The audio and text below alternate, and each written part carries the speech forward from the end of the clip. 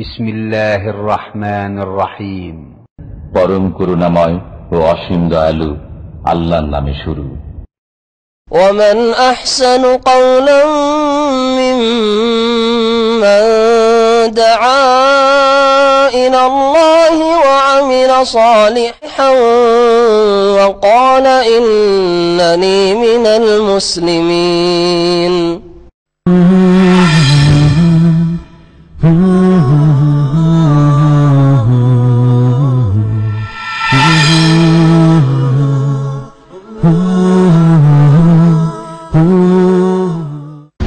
السلام عليكم ورحمة الله وبركاته.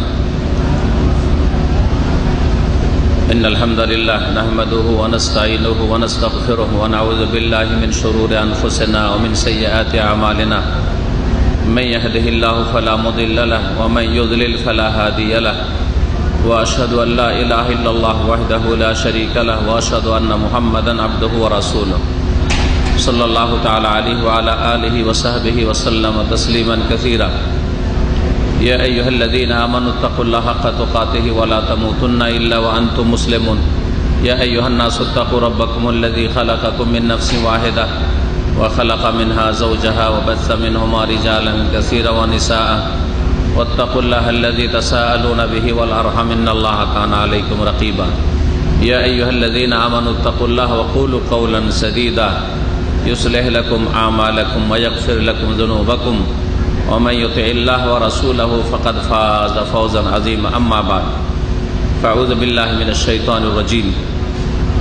يا أيها الذين آمنوا اركعوا واسجدوا واعبدوا ربكم وافعلوا الخير لعلكم تفلحون. আল্লাহ পাক রব্বুল আলামিনের যাবতীয় প্রশংসা যে আল্লাহ পাক রব্বুল আলামিনের পক্ষ থেকে যাবতীয় নিয়ামত। আল্লাহ পাকের নিয়ামতের শেষ নাই, কিন্তু আমাদের শুকরিয়ার হচ্ছে বড় ত্রুটি। আল্লাহ পাক রব্বুল আলামিন অফরন্ত দিন দুনিয়ার নিয়ামত আল্লাহ পাক আমাদেরকে দান করেছেন, বলুন আলহামদুলিল্লাহ। কিন্তু আমরা অন্তর থেকেও ভালো করে শুকরিয়া আদায় করি না, আর কথায় কাজেও ভালো করে শুকরিয়া আদায় করি না। আর সবচেয়ে বড় শুকরিয়া আদায় করা হচ্ছে আল্লাহর প্রতি ঈমান নিয়ে আসা, রাসূলুল্লাহ সাল্লাল্লাহু আলাইহি ওয়াসাল্লামের প্রতি ঈমান নিয়ে আসা। রাসূলুল্লাহ সাল্লাল্লাহু আলাইহি ওয়াসাল্লাম আল্লাহর পক্ষ থেকে যা নিয়ে এসেছেন দিন স্বরূপ ওহী, তা সাদরে গ্রহণ করা, তার প্রতি আমল করা, তার বাস্তবায়ন করা, সে সম্পর্কে জ্ঞান অর্জন করা এবং সেই দিনের দিকে যা নবী কারীম সাল্লাল্লাহু আলাইহি ওয়াসাল্লাম থেকে প্রমাণিত মানুষকে আহ্বান জানানো, গুনার কাজ থেকে বেঁচে থাকা, আল্লাহর নিয়ামত খেয়ে গুনাহ করবেন না, আল্লাহর নিয়ামত পেয়ে নিয়ামত ভোগ করে গুনার কাজ পাপের কাজ করবেন না। আর আল্লাহ পাকের নিয়ামত ভোগ করছেন আর আল্লাহ পাকের আদেশ পালন করবেন না, ফরজ ওয়াজিব এমনটা করবেন না। কমপক্ষে আল্লাহ পাকের শুকরিয়া হচ্ছে আল্লাহর প্রতি ঈমানের সাথে সাথে আল্লাহ পাকের ফরজ ওয়াজিব আদেশগুলি পালন করা, মেনে চলা, আর হারাম নাজায়েজ অসন্তুষ্টির কথা কাজ থেকে বাঁচিয়ে রাখা, নিজেকে বেঁচে থাকা। যদি আল্লাহ পাকের অসন্তুষ্টির কাজ থেকে বেঁচে থাকেন আর আল্লাহ পাকের আদেশগুলি পালন করেন, আল্লাহর প্রতি ঈমানের সাথে সাথে আল্লাহর নিয়ামত ভোগ করে আল্লাহ পাকের বিরুদ্ধাচরণ না করেন, তাহলে কমপক্ষে শুকরিয়া আদায় করলেন আপনি। আল্লাহ পাক যেন আমাদেরকে যথাযথ শুকরিয়া আদায় করা তৌফিক দান করেন। আল্লাহুম্মা ইন্না আলা যিকরিকা ওয়া শুকরিকা ওয়া হুসনি ইবাদাতিকা। প্রিয় নবী মুহাম্মদ রাসূলুল্লাহ সাল্লাল্লাহু আলাইহি ওয়াসাল্লাম খুব বেশি বেশি এই দোয়াটি পড়তেন, আল্লাহুম্মা আইন্নি আলা যিকরিকা, এক বচন করে পড়লে, হে আল্লাহ আমাকে সাহায্য করো, আলা যিকরিকা, তোমাকে স্মরণ করার জন্য, ওয়া শুকরিকা, এবং তোমার শুকরিয়া আদায় করার জন্য, ওয়া হুসনি ইবাদাতিকা, এবং তোমার সুন্দর করে ইবাদত বন্দেগী করার জন্য। আল্লাহ পাক আমাদের যেন তৌফিক দান করেন। সালাত এবং সালাম প্রিয় নবী মুহাম্মদ রাসূলুল্লাহ সাল্লাল্লাহু আলাইহি ওয়াসাল্লামের ওপর যিনি যেমন ঘাটতি থেকে সতর্ক সাবধান করেছেন, যাকে তাফরিত বলা হয়, তেমনি বাড়তি থেকে যাকে ইফরাদ বলা হয় সতর্ক সাবধান করেছেন। দিন ইসলাম হচ্ছে মধ্যম পন্থা। দিন ইসলামের না বাড়াবাড়ি আছে, বাড়াবাড়ির কোনো অবকাশ আছে, সুযোগ আছে, বৈধতা আছে, আর না কোন রকমের ত্রুটি ঘাটতির অবকাশ আছে। আল্লাহ পাকের ফরজ ওয়াজিবে ঘাটতি করার কোনো যেমন অবকাশ নেই, ছাড় নেই। হারাম নাজায়েজে লিপ্ত থাকবেন অথচ আপনি নিজেকে মুসলিম বলছেন, এর যেমন বৈধতা নেই, তেমনি আল্লাহ পাক রব্বুল আলামিন তার শেষ নবী মুহাম্মদ রাসূলুল্লাহ সাল্লাল্লাহু আলাইহি ওয়াসাল্লামের মাধ্যমে যেই দিনকে কমপ্লিট করে দিয়ে গেছেন, কামেল করে দিয়েছেন, পূর্ণতা দান করেছেন, সেই দিনে কিছু বাড়াবেন এর কোনো অবকাশ নেই। এই বাড়াইতে গিয়ে ধর্মের নামে 3টি পাপ শুরু হয়েছে। এই 3টি পাপের 2টি পাপ সম্পর্কে আলোচনা করেছে। শিরকের পাপ ধর্মের নামে বাড়াইতে গিয়ে শুরু হয়েছে। এক আল্লাহর জায়গায় বহু উপাস্যের ইবাদত বন্দেগী করা, এক আল্লাহর কাছে সবকিছু পাওয়া যায় এর জায়গায় গৌস কুতুব ওলি আউলিয়া দিতে পারে, তাবিজ থেকেও রক্ষা হাসিল হতে পারে, বালা দিয়ে হতে পারে, ইত্যাদি ইত্যাদি, তাগা সুতা দিয়ে হইতে পারে। হ্যাঁ, জীবিত মৃত অসাধারণ ক্ষমতা রাখে আল্লাহ পাকের ওলি আউলিয়া গৌস কুতুবরা। এই করে এক আল্লাহর জায়গায় বহু উপাস্য সাব্যস্ত করা হয়েছে। এটা হচ্ছে বাড়াবাড়ি, এফরাত। সবচেয়ে বড় বাড়াবাড়ি হচ্ছে আল্লাহর সাথে কোন ক্ষেত্রে শরীক স্থাপন করা। দ্বিতীয় বাড়াবাড়ি হচ্ছে রাসূলুল্লাহ সাল্লাল্লাহু আলাইহি সাল্লামের অনুসরণে অন্য কাউকে ওইভাবে অনুসরণের ক্ষেত্রে শরীক করা। নবীকে অনুসরণ করেছেন, নবীকে মানছেন, নবীর সাথে আপনি আপনার এত বড় বড় বুজুর্গ সাব্যস্ত করেছেন, মানিয়েছেন, যাদেরকে নবীর মতো করে মানছেন। নবী যদিও বলেন না, মুখে তো নবী একটাই, কিন্তু কাজের বেলা মানার যখন বেলা আসছে, যখন কাউকে আদর্শ হিসাবে নেওয়ার কথা আসছে, কারো তরিকা নেওয়ার কথা আসছে, তখন নবীর তরিকা ছাড়া বহু তরিকা আপনি ধর্ম হিসাবে পালন করছেন। এটা হচ্ছে আর একটি বাড়াবাড়ি। এই 2 বাড়াবাড়ি থেকে দুটো আলোচনায় সতর্ক করেছি। তৃতীয় বাড়াবাড়ি হচ্ছে ধর্মের নামে জঙ্গিবাদ, খারিজি মনোভাব, সন্ত্রাসী মনোভাব। খুন করতে হবে। কাকে খুন করতে হবে? অমুসলিম কাফের মানেই খুন করতে হবে। শুধু তাই নয়, অমুসলিম কাফেরকে খুন করতে হবে এটাও তো শরীয়ত বলে না, যেটা তাদের বাড়াবাড়ি। তার সাথে সাথে মুসলিমদের মধ্যে ওই সব লোকেরা যারা বিভিন্ন গুনায় লিপ্ত রয়েছে, বিভিন্ন ফাসেকি কাজে লিপ্ত, হয়তো ফরজ ওয়াজিবে ঘাটতি করে, অথবা বিভিন্ন হারাম নাজায়েজ কাজে, সুদে ঘুষে, অথবা মানুষের তৈরি করা আইন দিয়ে বিচার করাই জড়িত, আর সে শাসক গোষ্ঠী হোক অথবা শাসকদের প্রতিনিধি যারা আদালতের কর্মকর্তা হোক, সে জজ হোক আর উকিল অ্যাডভোকেট হোক, ব্যারিস্টার হোক, অথবা এরকম সরকারি চাকরিজীবী হোক, অথবা সরকার যেই সরকার মানব রচিত আইন দিয়ে দেশ পরিচালনা করছে তাদের সেনাবাহিনী হোক অথবা পুলিশ হোক, হ্যাঁ, তাদের প্রতিরক্ষা দফতর হোক, এই সবগুলিকে তারা মনে করে যে এরা কাফের হয়ে গেছে অথবা এরা মোনাফেক মুসলিম সমাজের, সুতরাং এদের রক্ত হালাল, এদেরও রক্ত হালাল মনে করে। আর এইটাকে একটা ধর্মের রং দিয়েছে। এটা ওই চোর ডাকাতদের খুন করার মতো নয় যে চোর চুরি করতে গেছে, তারপরে চুরি করতে ঢুকেছে ঘরে আর লাফিয়ে উঠে গেছে বাড়িওয়ালা, তখন খুন করে দেয়। অনেক সময় ডাকাত ডাকাতি করতে গেছে, আগে মারধর করলো, আগে খুন করলো, তারপরে লুটপাট করলো, ডাকাতি করলো। এই রকম যারা খুন করে, হ্যাঁ, এই রকমের যারা অন্যায় কাজ করে, তারা অন্যায়টাকে অন্যায় মনে করে। ডাকাত ওই ডাকাতি করাটাকে অন্যায় মনে করে, ডাকাত যে খুন করে এই খুন করাকে অন্যায় মনে করে, তারপরেও করে, কারণ শয়তানের খপ্পরে পুরোপুরি পড়ে গেছে। দুনিয়ার স্বার্থে সব কাজ করে থাকে, দুনিয়ার স্বার্থে করে থাকে। হ্যাঁ, চোর চুরি করতে গিয়ে যদি জুলুম অত্যাচার করে, ছিনতাইকারী ছিনতাই করতে গিয়ে যদি খুন করে, তাহলে দুনিয়ার স্বার্থে এগুলি করে থাকে। কিন্তু যারা ধর্মের নামে খুন করে তারা কারা? হ্যাঁ, কাফের অমুসলিম মানে রক্ত হালাল করে দিল, বাড়াবাড়ি, ধর্মের দোহাই দিয়ে খুন করা। অথবা মুসলিম শাসক মানে আজকাল মানুষ রচিত আইন দিয়ে বিচার করছে, অথবা অবশ্যই অপরাধ করছে, কিন্তু এই অপরাধে কি তাদের শাস্তি যে তাদের রক্ত হালাল? এটা যে প্রশ্ন। এই অপরাধের শাস্তি কি তাদেরকে খুন করা? আর এই অপরাধের শাস্তি দেওয়ার দায়িত্ব কি আপনার উপর ন্যস্ত আছে? দুটো প্রশ্ন। এই কথাগুলি ভালো করে বোঝার চেষ্টা করবে। যে প্রথম কথা, একজন মুসলিম কাবিরা গুনাহ করছে, কাবিরা গুনাহ, তার শাস্তি কি আসলেই কি তার রক্ত হালাল? তাকে খুন করা এটা চিন্তার বিষয়। 2 নম্বর কথা, সে যদি ঈমান ভঙ্গ করে থাকে, মুরতাদ হয়ে গিয়ে থাকে, তাহলে এই হুকুমটা লাগাবার যোগ্যতা আপনার মধ্যে ওই রকম কি এই কোরআন সুন্নাহর গভীর জ্ঞান আছে যে আপনি ফতোয়াবাজি করছেন, এই অধিকারটা আপনার ফতোয়া দেওয়ার আছে? 3 নম্বর কথা, ফতোয়া দেওয়ার যদি অধিকারও থাকে, আপনি ধরেন ভালো আলেম একজন, অভিজ্ঞতা আছে ফতোয়া দেওয়ার, বা দেশের সিংহভাগ আলেমই ফতোয়া দিল, জনগণ নয়, এই মূর্খরা নাই যারা কিছু জানে না, যুবকরা, আর আবেগে শুধু ফতোয়া দেয়, অমুক কাফের, অমুক নেতা কাফের, আর দেশের পুলিশ কাফের, দেশের আদালতের কর্মকর্তা কাফের, জজ কাফের, এ ঢালার ফতোয়া, এর সব মূর্খ সমাজ। কিন্তু আলেম সমাজ যদি ফতোয়া দেয়, ফতোয়া দেওয়ার পরেও ফতোয়া যদি কোরআন সুন্নাহ ভিত্তিক হয়, তারপরে কেউ তাদের দণ্ডবিধান কায়েম করার অধিকার আছে যে আলেম নিজেই খুন করার হুকুম দেবে, মুফতি সাহেব নিজেই খুন করার হুকুম দেবে, অথবা সমাজের কেউ একজন বিদ্রোহ ঘোষণা করে শাসক অথবা শাসকের প্রতিনিধিকে খুন করার হুকুম দেবে। এই ক্ষমতাটা শরীয়তে তাকে দিয়েছে। এই সব বিষয়গুলি চিন্তা করার বিষয় রয়েছে।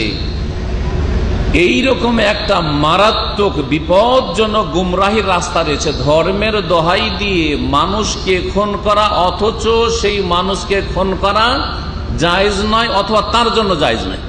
মানুষকে খুন করাই জায়েজ নয়, অথবা খুন করা জায়েজ হলো তার জন্য জায়েজ নয়। তার হাতে যদি শাসন ক্ষমতা আসতো, তাহলেও হয়তো কেসাসের বদল কেসাস, খুনের বদল খুন, অথবা মুরতাদ হয়েছে সেজন্য তার শাস্তি সে দিত, সেটা আলাদা কথা। কিন্তু সে শাসকও নয় যে এই দণ্ডবিধান কায়েম করবে, সে একজন সাধারণ মানুষ, অথবা একজন মুফতি, অথবা একজন সমাজের আবেগী মুসলিম, ইত্যাদি ইত্যাদি। তো আর অধিকাংশ যারা এই গুমরাহিতে লিপ্ত, তাদের বয়স 15 থেকে শুরু করে 25-এর মধ্যে। যারা এই গুমরাহি শিকার, চরমপন্থী, যারা ইসলামের দোহাই দিয়ে মানুষকে খুন করার ফতোয়াবাজি করে, তাদের বয়স 15 থেকে শুরু করে 25। এটা নবী করিম সাল্লাল্লাহু আলাইহি সাল্লাম 1400 বছর আগে ভবিষ্যৎবাণী করেছেন যে চরমপন্থীরা হবে হোদাসাউল আসনান। ওদের অনেকগুলি লক্ষণ আছে, তার মধ্যে একটি হচ্ছে যে বয়স হবে অল্প, অল্প বয়সের লোকেরা আবেগে বেশি কাজ করে, ধীর স্থিরতার সাথে সুস্থ মস্তিষ্কে যে একটা সিদ্ধান্ত দেবে, এইরকম কোন সিদ্ধান্ত তাদের থাকে না। তো বলছিলাম যে এই বাড়াবাড়িটা সম্পর্কে আজকে আলোচনা করব। এক বাড়াবাড়ি একদিকে গুমরাহি, আর আরেকদিকে গুমরাহি হচ্ছে যে আল্লাহ পাক রব্বুল আলামিনের ফরজে ঘাটতি করে দেওয়া, হারাম না যায় যে ডুবে থাকা। এই 2 গুমরাহিতে অধিকাংশ মুসলিমরা আজকে ডুবে আছে। এই 2 সমস্যা থেকে মুক্ত করা আমাদের জন্য অত্যন্ত জরুরি। আমাদের নিজের ব্যক্তিকে, পরিবারকে, নিজের ছেলে মেয়েকে, নিজের সমাজকে, নিজের দেশকে, সারা বিশ্বের মুসলিমকে। মুসলিম জাতি 2 গুমরাহির গর্তে ডুবে আছে, গর্তে পড়ে আছে। আর দিন ইসলাম হচ্ছে 2 গর্তের মাঝখানে রাজপথ। দিন ইসলাম আল্লাহ সূরা বাকারা বলেছে, তোমাদেরকে মধ্যমপন্থী উম্মত করেছি। তো মধ্যম রাস্তা মাঝখানে থাকে। দুনিয়ার রাস্তাগুলো দেখছেন মাঝখানে রাজপথ, মাশাআল্লাহ, বিশ্ব সড়ক চলে যাচ্ছে, জাতীয় সড়ক বা বিশ্ব সড়ক। আর 2 দিকে গর্ত। এই 2 দিকে 2টো গর্ত আছে ইসলামের 2 দিকে। ইসলামের রাজপথ হচ্ছে মধ্যম পন্থা। আল্লাহ পাক রব্বুল আলামিন যাকে কাফের বলেননি, তার রাসূল সাল্লাল্লাহু আলাইহি ওয়াসাল্লাম যাকে কাফের বলেননি, আপনার আমার তাকে কাফের মুশরিক বলার কোনো অধিকার নেই। 1 নম্বর কথা। আর আল্লাহ এবং তার রাসূল সাল্লাল্লাহু আলাইহি ওয়াসাল্লাম যাকে কাফের মুশরিক বলেননি, তার রক্ত হালাল ফতোয়া দেওয়ার কোনো বড় থেকে বড় আলেম শুধু নয়, ইমামকেও অধিকার নেই। বড় ইমাম মানে কোরআন হাদিসের ইমাম, মসজিদের ইমাম নয়। কোরআন এবং হাদিসের ইমাম, ইমাম আবু হানিফা, শাফি, মালিক, আহমদ, ইমাম বুখারী, মুসলিম, এইরকম ইমাম, ইমাম ইবনে বাজ, ইবনে উসাইমিন, এইরকম বড় বড় ইমাম যারা এই উম্মতের বড় বড় উলামায়ে কেরাম, তাদেরও কারো অধিকার নেই। যদি আল্লাহ কারো রক্তকে হালাল না করেন, তার রাসূল যদি হালাল না করে সাল্লাল্লাহু আলাইহি সাল্লাম, তাহলে কারো অধিকার নেই যে আবেগে আমি আমার সাথে আপনার শত্রুতা আছে সেটা আপনার রক্তকে হালাল বলে দিব, হ্যাঁ, আপনার সাথে আমার দ্বিমত আছে সেজন্য আপনি আমার রক্তকে হালাল করে দিবেন। এই অধিকার কাউকে দেওয়া হয়নি। এটা হক একমাত্র আল্লাহ এবং তার রাসূলের। মুসলিম না কাফের এই হুকুম লাগানোর অধিকার একমাত্র কার? আল্লাহ এবং তার রাসূল। আপনি মুসলিম, আল্লাহর সামনে আত্মসমর্পণকারী কিনা, নাকি আপনি কাফের, অস্বীকারী, অমান্যকারী, এই হুকুমটা লাগাবেন কে? অধিকার কার? একমাত্র আল্লাহ। এবং আল্লাহ পাক এই ক্ষমতা দিয়েছেন নবী মুহাম্মদ রাসূলুল্লাহ সাল্লাল্লাহু আলাইহি ওয়াসাল্লাম, কারণ তার কাছে ওহী আসছে, তার মাধ্যমে আমরা জানতে পারবো। আল্লাহ এবং রসুল ছাড়া কেউ কাউকে কাফের মুসলিম বলে আখ্যায়িত করতে পারেন না। একজনকে ইসলামে ঢুকাইলাম, আরেকজনকে বের করে দিলাম, এই অধিকার নেই।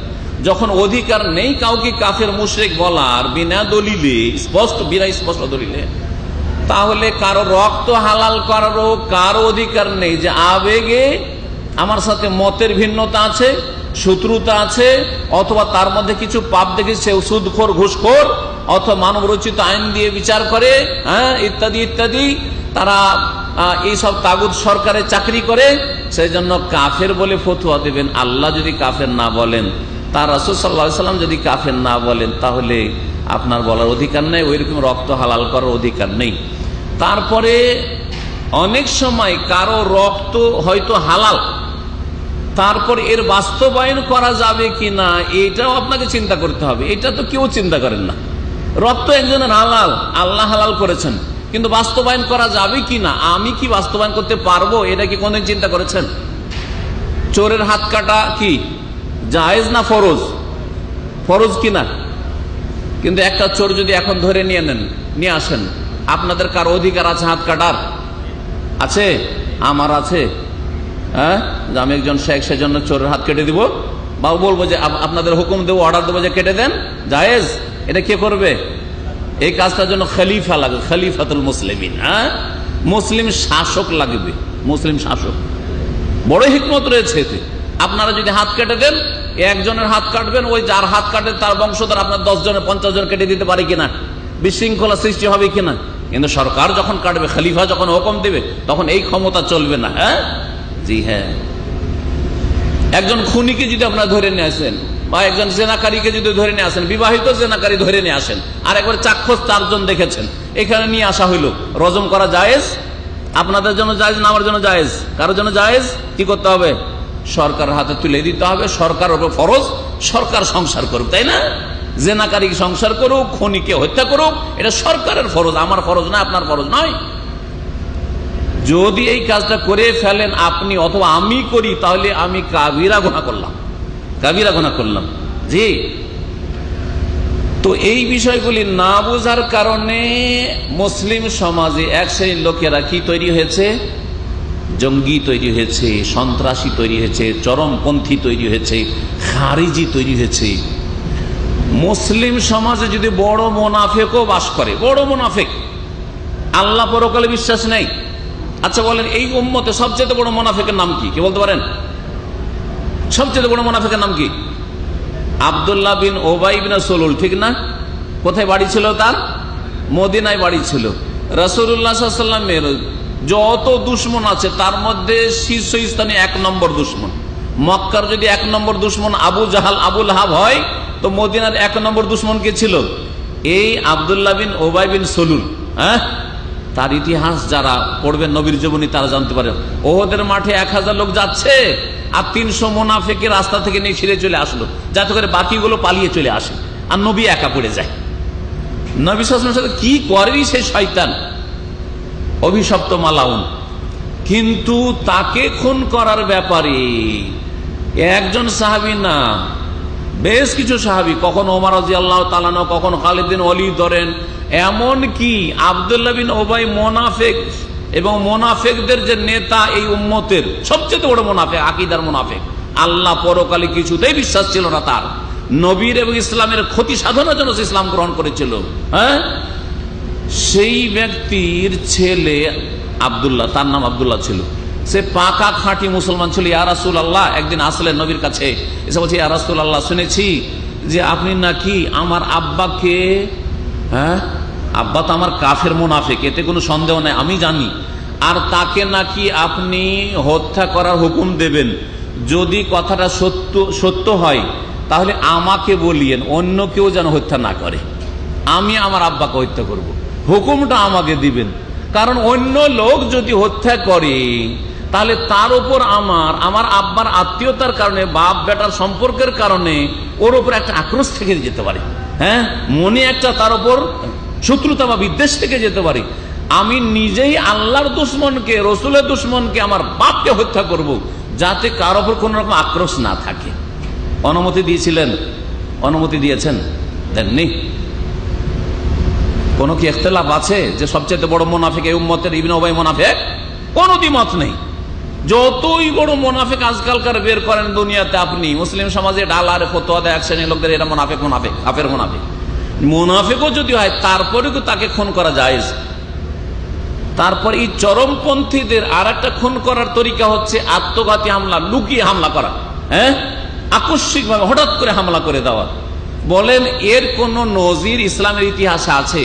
নবী মোহাম্মদ রাসূলুল্লাহ 13 বছর মক্কায় থেকেছেন, কত মজলুম, কত যে জুলুম অত্যাচার তার উপর হয়েছে, তার সাহাবীদের উপর হয়েছে, সাহাবী মহিলাদের উপর হয়েছে, কত যে কষ্ট দেওয়া হয়েছে। সুমাইয়াকে কি করে শহীদ করা হলো রাদিয়াল্লাহু আনহা, তার স্বামী ইয়াসেরকে কি করে হত্যা করা হলো, শহীদ করা হলো। তারপরেও তো নবী সাল্লাল্লাহু আলাইহি সাল্লাম কখনো এই ফতোয়া দেননি, কখনো এই অর্ডার দেননি যে এক কাজ করিও, রাতের অন্ধকারে আবু জাহালকে খুন করে চলে আসিও, রাতের অন্ধকারে গিয়ে বা পিছন থেকে গিয়ে আবু জাহালকে খুন করে দিবে তোমরা। হ্যাঁ, এরকম কি হুকুম দিয়েছেন? না, কখনো দেননি। না হুকুম দিয়েছেন সাহাবীরা পালন করে, সব কাপুরুষ ছিলেন নাকি?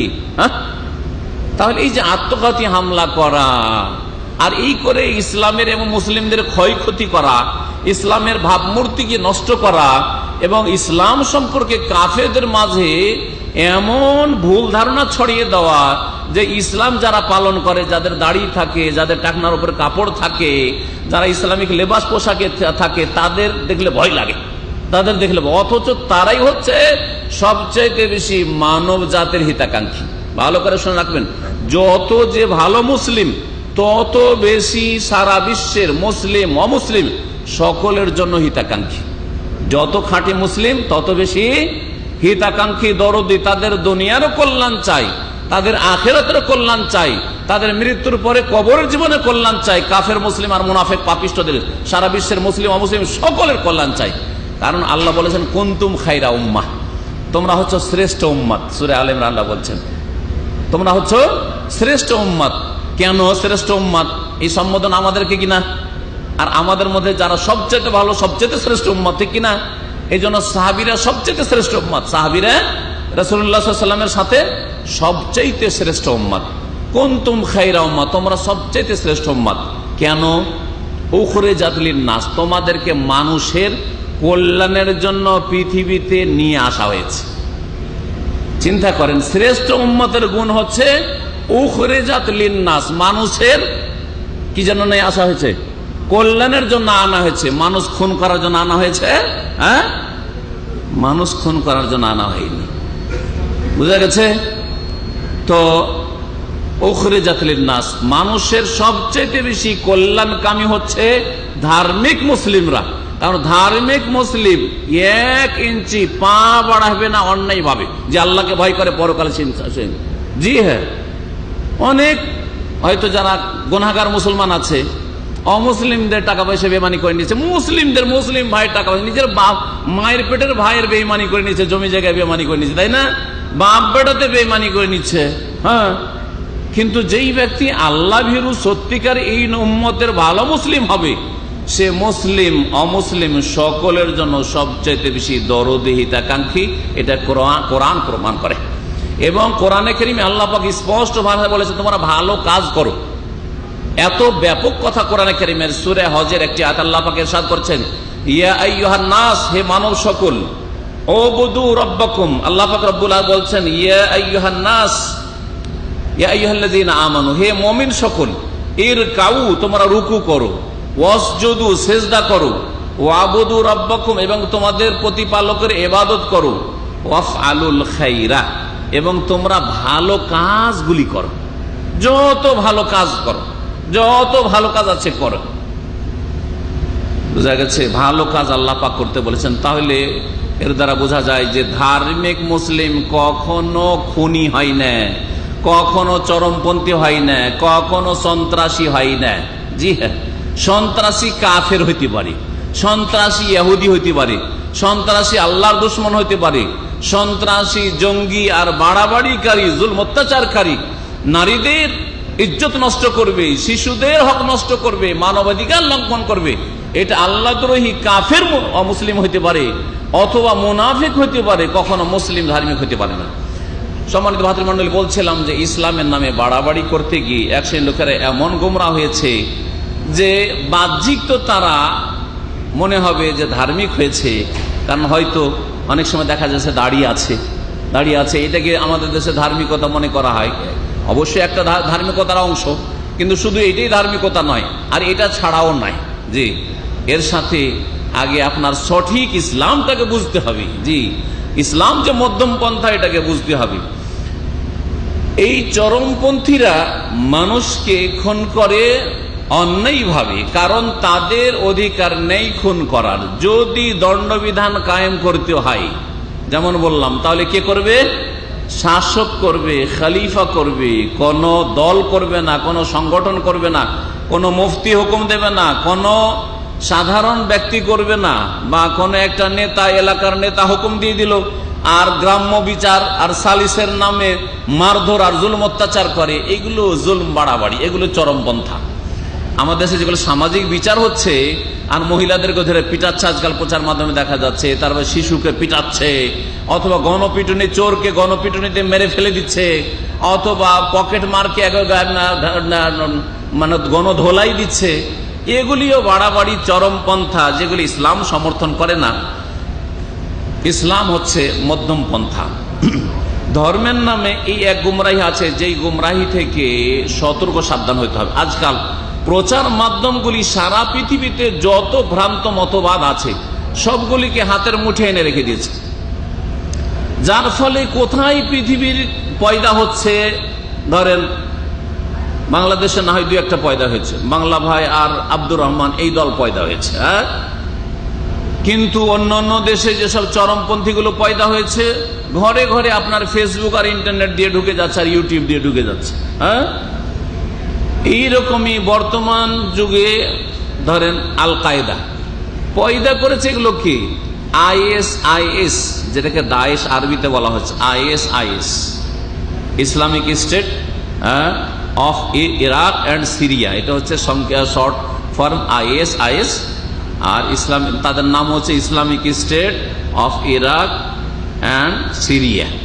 সিরিয়া এবং ইরাকের ইসলামিক স্টেট, কোন ইসলামিক স্টেট নেই। এদেরকে তৈরি করলো কে? ভালো করে ঠান্ডা মেজাজে বোঝার চেষ্টা করবেন। আর এরা করছেটা কি? এরা কি ইসলামের প্রতিনিধি? ইসলামের কথা পেশ করছে? এদেরকে তৈরি করেছে বাইরের কুফরি শক্তি আর ভিতরের কুফরি শক্তি। ভালো করে শুনে রাখেন, বাইরের কুফরি শক্তি আর ভিতরের মুনাফিক শক্তি, এই দুটো শক্তিতে তৈরি করেছে। আমাদের মুসলিম উম্মার 73 ফিরকার একটা বড় ফিরকা আছে যারা শিরক কুফরিতে ডুবে আছে, রসুলের বংশের দোহাই দিয়ে, আলে বাইতের দোহাই দিয়ে, হ্যাঁ, আর আলী ফাতেমার হাসান হোসেনের দোহাই দিয়ে হাইয়া হোসেন হাউসেন করে। এরা এক মুনাফিক গোষ্ঠী যারা তৈরি করেছে।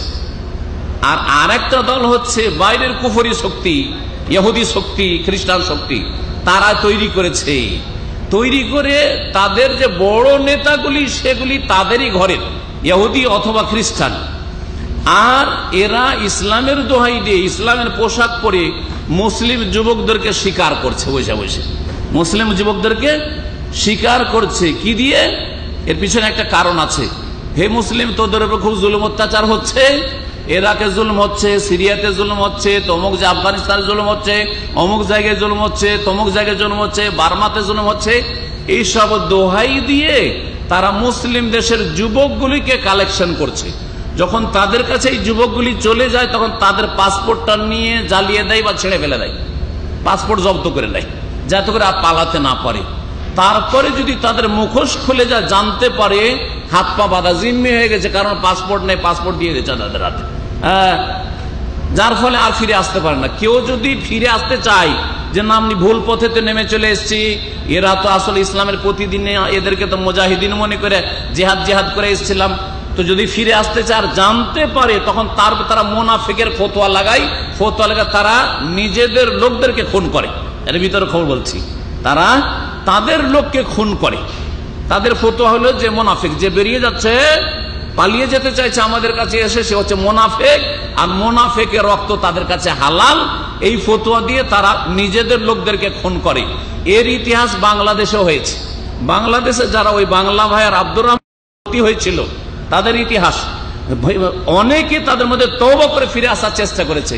তওবা করে ফিরে এসছে যখন, তাদের খবরগুলি আছে, ফিরে যখন এসে তাদেরকে তারাই খুন করেছে। এই বাংলা ভাইয়ের আব্দুর রহমানের দলে খুন করেছে। এইরকমই আইএসের লোকেরা করে, এইরকমই আল কায়দার লোকেরা করে। এদের পিছনে শক্তি কুফরি শক্তি, ইহুদি শক্তি, বাইরের একটা দুশমন, আর ভিতরের মুনাফিক শক্তি, দুই শক্তি কাজ করছে। আহলে সুন্নাত ওয়াল জামাত সুন্নি মুসলিমদেরকে বদনাম করার জন্য, যে ইসলাম মানে হচ্ছে কি সন্ত্রাস, ইসলাম মানে হচ্ছে সন্ত্রাস, আর সুন্নি আলেম ওলামা মানে সন্ত্রাসের শিক্ষা দিচ্ছে। কোরআন এবং হাদিস, কোরআন সন্ত্রাসের শিক্ষা দিচ্ছে, কোরআন জঙ্গিবাদের শিক্ষা দিচ্ছে, রসুলের হাদিস, রসুলের জীবনী, বদর ওহদ জঙ্গিবাদের শিক্ষা দিচ্ছে। বলেন, বদর ওহদ জঙ্গিবাদের শিক্ষা দিচ্ছে না বদর ওহদ প্রতিশোধের শিক্ষা দিচ্ছে? কত ধৈর্য ধরেছেন রাসূলুল্লাহ সাল্লাল্লাহু আলাইহি সাল্লাম। তারপরে রাসূলুল্লাহ সাল্লাল্লাহু আলাইহি সাল্লাম যদি রক্তের পিপাসু হইতেন, মক্কা যখন বিজয় করলেন, এইরকম রমজান মাসের দিনগুলি ছিল 8ম হিজরিতে। প্রিয় মুহাম্মদ রাসূলুল্লাহ সাল্লাল্লাহু আলাইহি ওয়াসাল্লাম যখন মক্কায় ঢুকলেন, ঢোকার পরে তার জাতিকে বললেন যে দেখো তোমরা আমার সাথে কি আচরণ করেছো 13 বছর মক্কায়, আর তারপরে 8 বছর মদিনায় হইলো আমার। কত বছর হয়? 21 বছর। এই 21 বছরের ইতিহাস তোমাদের জানা আছে। তোমরা আমার সাথে কি আচরণটা করেছো বলো, এর বিনিময়ে তোমরা কি ধারণা করছো আমি তোমাদের সাথে কি করতে পারি? মা আনা ফাইলুন বেকুম, তোমাদের সাথে আমি কি আচরণটা করব বলো। তখন এই মক্কার মুশরিকরা অসহায় বলেছিল যে আখুন করিম ওয়াবনু আখিন করিম, তুমি হচ্ছে সম্মানিত আমাদের বংশের ভাই, রক্তের ভাই, আর তুমি আমাদের সম্মানিত ভাইয়ের সন্তান। তুমি হচ্ছে আব্দুল্লাহ আমাদের ভাই, তার সন্তান, তুমি হচ্ছে আব্দুল মুত্তালিবের সন্তান, তোমরা সম্ভ্রান্ত পরিবারের লোক। সুতরাং আপনার কাছে আর আমরা কল্যাণ ছাড়া অকল্যাণের কোনো আশা রাখি না। আপনি আমাদের সাথে ভালো আচরণই করবেন আশা করি। প্রিয় মুহাম্মদ রাসূলুল্লাহ সাল্লাল্লাহু আলাইহি ওয়াসাল্লাম বলেছেন, যাও ইযহাবু ফাআনতুমুত তুলাকা, যাও তোমাদেরকে ছেড়ে দিলাম, যাও তোমাদেরকে ছেড়ে দিলাম। ফাআনতুমুত তুলাকা লা তাসরিবা আলাইকুমুল ইয়াওম, কোনো তিরস্কারও করছি না, কোনো ভর্ৎসনাও দিচ্ছি না, কোনো ধিক্কারও দিচ্ছি না যে এই করেছো সেই করেছো। যেমন আমরা বিচার সালিশ করে মাফ করলেও অনেক সময় কি করি, ধিক্কার দিই যে তুই এই করেছিস, তুই এই করেছিস, তোর সাথে আমি এই করেছি, এত উপকার করেছি, এত উপকার করেছি, আর তোর জন্য জান দিয়েছি, পয়সা দিয়েছি, ইজ্জত দিয়েছি, সবকিছু দিয়েছি, আর তুই আমার সাথে এই করেছিস। কিন্তু নবী করিম সাথে একটিও কথা বলেননি। যাও, কোনো রকমের ধিক্কার নেই, তিরস্কার নেই, ভর্ৎসনা নেই। ইযহাবু ফাআনতুমুত তুলাকা, তোমাদেরকে ছেড়ে দিলাম। নবী করিম সাল্লাল্লাহু আলাইহি ওয়াসাল্লামের যুগে সবচেয়ে বড় মুনাফিক ছিল, খুন করেননি। আর এরা, এই জঙ্গিরা, এই চরমপন্থীরা মুনাফিক ফতোয়া দিয়ে খুন করে, মুনাফিক ফতোয়া দিয়ে মুসলিমদেরকে খুন করে। আর কাফের মানে রক্ত হালাল, কাফের মানে রক্ত হালাল। কে বললো কাফের মানে রক্ত হালাল? না, মোটেই না। এই জন্য আমার একটি আলোচনা আছে, অনেক পুরাতন, আজকে থেকে 12 বছর আগের আলোচনা আছে, শুনবেন, 10-12 বছর আগের আলোচনা। এটা হচ্ছে সন্ত্রাস ও বোমাবাজি, সন্ত্রাস ও বোমাবাজি। ইসলাম এই শিক্ষা দেয় না। এই ইসলামকে বদনাম করার জন্য, যেমন একটা ভিডিওতে আপনারা দেখেছেন যে একজন পাইলটকে ধরেছে, ধরার পরে আইএসেরা, আর ধরার পরে পাইলটটাকে আগুন লাগিয়ে জ্বালিয়ে দিল। ইসলাম বলছে, ইসলাম সমর্থন করে, বরং ইসলাম কঠোরভাবে নিষেধ করেছে, কঠোরভাবে। যদি কাউকে খুনও করতে হয়, খুন করবে প্রথম কথা খলিফা, শাসক, এবং শাসকের প্রতিনিধি যদি কেউ থাকে তাহলে, এমনি কেউ না। আর তারপরে এই খুনের বাস্তবায়ন করার ক্ষেত্রে শাসকও আগুন দিয়ে পুড়াইতে পারবে না, আগুন দিয়ে জ্বালাতে পারবে না। প্রিয় মুহাম্মদ রাসূলুল্লাহ বলছেন, লা তুআযযিবু বিআযাবিল্লাহ, আল্লাহর আযাব দিয়ে তোমরা আযাব দিতে পারো না, আল্লাহর শাস্তি দিয়ে তোমরা শাস্তি দিতে পারো না। ইন্নাহু লা ইউআযযিবু বিন-নার ইল্লা রাব্বুন নার। আরেকটি হাদিস আছে যে আগুন দিয়ে একমাত্র শাস্তি দেবেন আগুনের মালিক। কে? আগুনের মালিক কে? আগুনের সৃষ্টিকর্তা আল্লাহ রাব্বুল আলামিন। আগুন দিয়ে শাস্তি দেওয়ার অধিকার একমাত্র আগুনের সৃষ্টিকর্তা রাব্বুল আলামিনের, কোনো মানুষের নেই। তাহলে এই আগুন দিয়ে জ্বালিয়ে দিয়ে ইসলামকে বদনাম করতে চাইলো না, যে দেখো দেখো দেখো এরা কত নিষ্ঠুর, এরা কত পাষণ্ড। আর এই ইসলাম কি শিক্ষা দেয়? যে মানুষকে আগুন দিয়ে জ্বালিয়ে দিচ্ছে। আগুন দিয়ে জ্বালিয়েছে ইহুদি শক্তি, আগুন দিয়ে জ্বালিয়েছে কাফের শক্তি, মুসলিম শক্তি কোনোদিন এই কাজ করতে পারেন না। এরা হয় মুনাফিক, মুনাফিকদের এজেন্ট, আর না হলে এরা কাফের ইহুদি নাসারাদের এজেন্ট। এরা মুসলিমদের প্রতিনিধি নয়, যারা চরমপন্থী বা যারা জঙ্গি সন্ত্রাসী, তাদের কথা ভালো করে বুঝে রাখেন। মুসলিমকেও খুন করা ইসলামের নেই, ইসলাম আর অমুসলিমকেও খুন করা নেই। একমাত্র ওই অমুসলিম কাফের যে আপনাকে খুন করার জন্য প্রস্তুত, হ্যাঁ, তখন না, তখন আপনাকে প্রতিহত করতে হবে, তখন আপনাকে প্রতিহত করতে হবে। বাকি অমুসলিম মানে খুন করা ইসলামে এর কোনো অবকাশ নেই। সহিহ বুখারীতে অমুসলিমদের রক্ত সম্পর্কে শোনাই, প্রিয় মুহাম্মদ রাসূলুল্লাহ বলছেন, মান কাতালা মুআহাদান লাম ইয়ারাহ রায়াহাতাল জান্নাহ। কেউ যদি এমন কোন অমুসলিমকে হত্যা করে যার সাথে আমাদের চুক্তি আছে, আহাদ চুক্তি আছে। কি চুক্তি? যে তুমি আমাকে মারবে না, তোমাকে আমি মারবো না, তোমরা আমাদেরকে মারবে না, আমরা তোমাদেরকে মারবো না। এইরকম যদি চুক্তি থাকে কোন জাতির সাথে, আর এই চুক্তি এক দেশের আর এক দেশের সাথে আছে, অথবা আপনার দেশে যারা অমুসলিম বাস করে তাদের সাথে আছে, যে দেশে আমরা মিলেমিশে বসবাস করব, অথবা যারা ভিসা নিয়ে মুসলিম দেশে কাজ করার জন্য এসে তাদের সাথে এই চুক্তি আছে যে তোরা কাজের জন্য আয় 2 বছর 5 বছরের কন্ট্রাক্ট, আর কাজ করে যা তোদের নিরাপত্তা দেওয়া হবে। তাহলে এই চুক্তিতে যখন আমরা আবদ্ধ অন্যের সাথে, ওদেরকে কেউ যদি খুন করে, তাহলে প্রিয় নবী সাল্লাল্লাহু আলাইহি ওয়াসাল্লাম বলছেন, লাম ইয়ারাহ রায়াহাতাল জান্নাহ, জান্নাতের সুগন্ধি পর্যন্ত পাবে না। আর মুসলিমকে খুন করলে 5টি শাস্তি আছে, আল্লাহ কোরআনে বলেছেন। কোরআনে কেন আল্লাহ পাক ইরশাদ, ওমান ইয়াকতুল মুমিনা মুতাআব্বিদান ফাজাযাউহু জাহান্নাম, আর জাহান্নাম খালিদান ফিহা, চিরকাল বা দীর্ঘকাল থাকবে। আর গজব আল্লাহ, আল্লাহর গজব হবে, ওয়া লানু, আল্লাহ লানত হবে, ওয়া আ'আদ্দা লাহু আযাবান আযীমা, আর মহা শাস্তি আল্লাহ তৈরি করে রেখেছেন। একটি হাদিস শুধু শোনাই মুসলিমকে খুন করা সম্পর্কে, আর মুসলিম দেশে বোমাবাজি করা, অথবা অমুসলিম দেশে বোমা ফুটানো, অথবা গোলাগুলি করা, বাজারে যে কোনো জায়গায় এলো পাথাড়ি ইত্যাদি, এইভাবে শোনাই। নবী করিম সাল্লাল্লাহু আলাইহি ওয়াসাল্লাম বলছেন, কাতলুল মুমিনি আ'যামু ইনদাল্লাহি মিন যাওয়ালিদ দুনিয়া। একজন মুসলিমকে খুন করা আল্লাহর নিকট সারা পৃথিবী ধ্বংস হওয়ার চাইতেও, মুসলিম ছাড়া সারা পৃথিবী, একদিকে একটা মুসলিম রাখেন, মুমিন রাখেন, আর সারা পৃথিবীর আসমান জমিন সবকিছুকে রাখেন। আসমান জমিন আর যা কিছু আছে, আসমান জমিনের মাঝে যা কিছু আছে, সবকিছু ধ্বংস হওয়ার চাইতেও মহা অপরাধ, মারাত্মক হচ্ছে একজন মুমিন মুসলিমকে খুন করা। সুতরাং ইসলামে কোনো মুসলিমকে খুন করা নেই এই অজুহাতে যে কেউ মুনাফিকে যে ফতোয়াবাজি করার অধিকার নেই।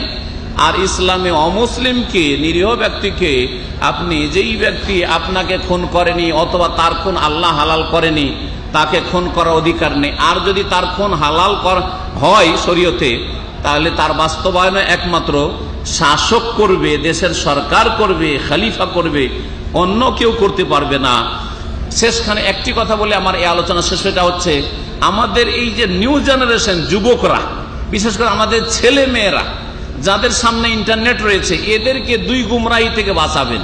এক হচ্ছে চরমপন্থার গুমরাহি, তো মুসলিম বানান, কিন্তু চরমপন্থার গর্তে যেন আপনার ছেলে মেয়ে না পড়ে যায়। আর আরেক হচ্ছে বেনামাজি বেদিন ছেলে মেয়ে বানায়েন না। হ্যাঁ, এই 2 গুমরাহি থেকে ছেলে মেয়েকে যদি রক্ষা করতে পারেন, তাহলে আপনার পরিবার সফল, আপনার মেহনত সফল, আর আপনি হচ্ছেন সফল বাপ মা। আল্লাহ পাক যেন তৌফিক দান করেন। আল্লাহ সমস্ত রকমের গুমরাহি থেকে আমাদেরকে বেঁচে থাকার যেন তৌফিক দান করেন। আমাদের ছেলে মেয়েদেরকে সমস্ত রকমের ভ্রষ্টতা থেকে, গুমরাহি থেকে বাঁচিয়ে রাখার তৌফিক দান করেন।